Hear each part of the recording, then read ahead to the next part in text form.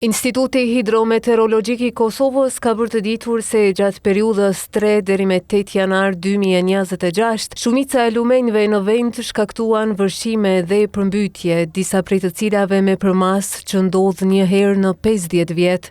Sipas institutit, në disa segmente lumenjt dolën nga shtrati i tyre duke shkaktuar dëme në zonat përreth.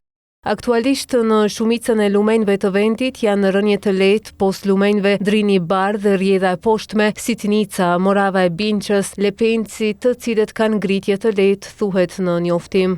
Gjatë këtyre ditëve, rreshjet mesatare në territorin e Kosovës arritën 97.1 mm, duke kontribuar në situatën e përmbytjeve dhe vërshimeve. Instituti vazhdon të monitorojë situatën hidrometeorologjike dhe paralajmëron qytetarët të tregojnë kujdes pranë lumenjve dhe zonave të përmbytura.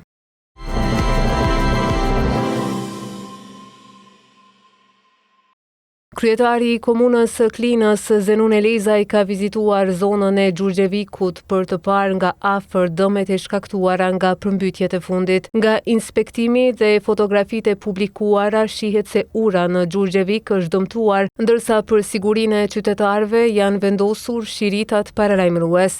Elezaj bëri të ditur se kompania e kontraktuar nga komuna ka nisur punimet për sanimin e dëmeve. Qëllimi i vizitës ishte të sigurohet nga afër se punimet për rikthimin e infrastrukturës publike po kryhen sipas planit dhe se qytetarët mund të lëvizin në siguri deri në përfundimin e riparimeve. Ndërkaq ura në fshatin Beluqe të Leposaviqit është mbyllur përkohësisht si pasojë e dëmtimeve nga vërshimet e fundit, ka bërë të ditur Policia e Kosovës. Sipas njoftimit, policia është angazhuar vazhdimisht në terren së bashku me institucionet e tjera relevante, përfshirë komunat përkatëse, njësinë e zjarfikësve dhe Agjencinë për Menaxhimin e Emergjencave për të menaxhuar situatën dhe për të parandaluar rreziqet për qytetarët.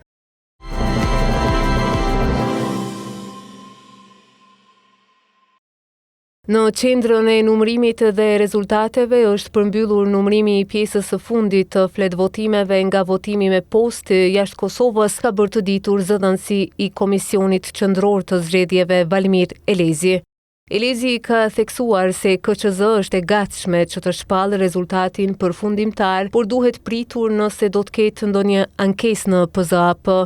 Në zgjedhjet e parakohshme për Kuvendin e Kosovës, lëvizja vetëvendosje mori 51.11% të votave dhe do të ketë 57 ulse në Kuvendin e Kosovës, PDK 20.19% dhe do të ketë 22 ulse, LDK 13.23% me 15 ulse dhe AK 5.5% 6 ulse, ndërkaq partitë minoritare i kanë 20 ulse në Kuvendin e Kosovës.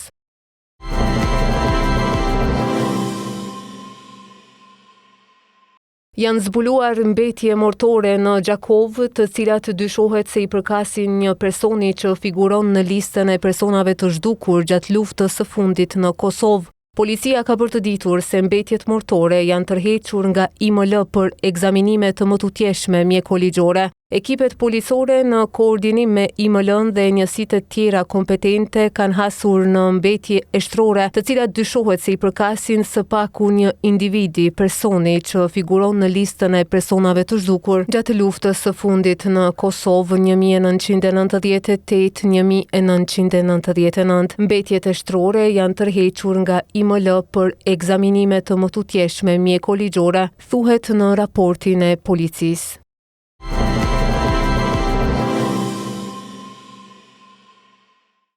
Zëvendës presidenti i SBA-s JD Vance ka thënë se nëse Evropa nuk i trajton seriozisht shqetësimet e sigurisë së SBA-s për Grenlandën, Washingtoni do të duhet të bëjë diçka për këtë.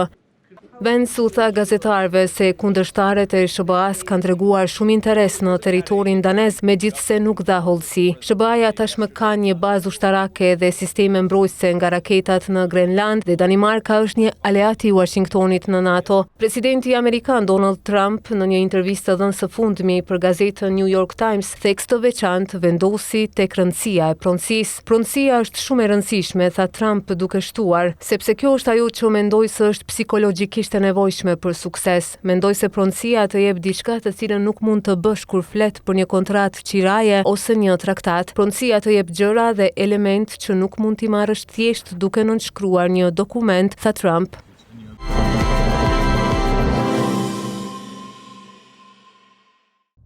Rusia e ka sulmuar Ukrainën me një raketë hipersonike Oreshnik gjatë natës së të enjtës, një përdorim i rrallë i një prej armëve të saj më të përparuara gjatë sulmit të fundit që synonte vendin mes temperaturave të ulta. Forcat e armatosura ruse nisën një sulm masiv me armë me rreze të gjatë, veprimi toksore dhe detare me precizion të lartë, duke përfshirë sistemin e raketave me rreze të mesme veprimi Oreshnik, tha Ministria Ruse e Mbrojtjes në një deklaratë të premten, shkruan CNN. Oreshnik, që në rusisht do të thotë pemë lajthie, është një nga armët më të reja të Rusisë që udhton deri në 10 herë shpejtësinë e zërit me një rreze veprimi që i lejon asaj të arrijë të gjithë Evropën, tha shefi i forcave raketore të Rusisë. Raketa mund të përmbajë koka të shumta bërthamore dhe të mbajë ngarkesa konvencionale ose bërthamore. Moska e përdori atë për herë të parë në nëntor të vitit 2024, duke goditur qytetin ukrainas të Dnipros edhe pse arma nuk ishte zhvilluar plotësisht në atë kohë.